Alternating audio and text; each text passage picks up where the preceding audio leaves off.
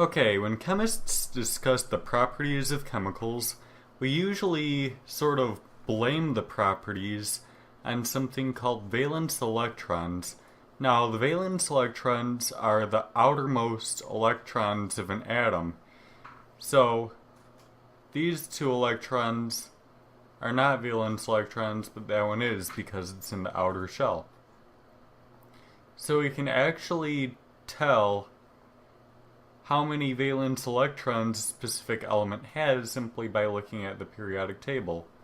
For example, all the noble gases, except for helium, have 8 valence electrons. All the halogens have 7 valence electrons. The chalcogens have 6. Nitrogen group 5. Carbon 4. Etc. So 3, 2, 1. And let's just keep note that this applies to the main group elements only, so the transition metals do not apply to this. So if we look at the outermost shell of bromine, we notice that it would have 7 electrons.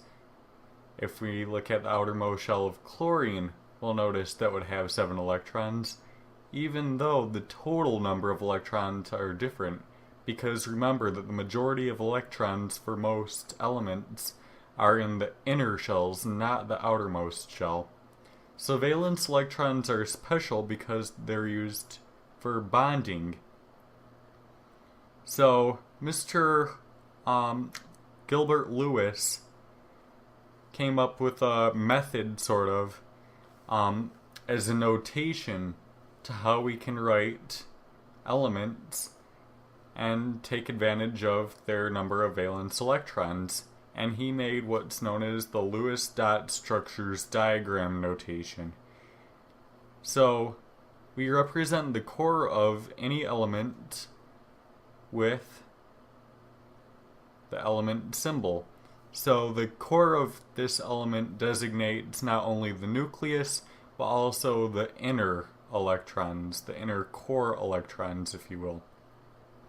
And then the valence electrons are represented as dots spaced evenly around the atom. So we look at the electron Lewis dot structure for aluminum, and we can see it has 3 dots.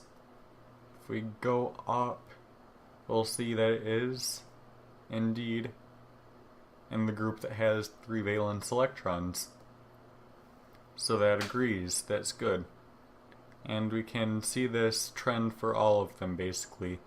Now, I'd just like to point out really quick that some people write them this way, where the dots are spaced evenly around the element. However, some people, you'll see, do it more like this, where they're not spaced evenly. And what they do this because that they figure, okay, this can be the S subshell, and these guys can belong to the P subshell, but whatever way you want to do it, that's up to you. I prefer this way because I think it's neater, but people prefer different things, and there's really no right or wrong way to do it.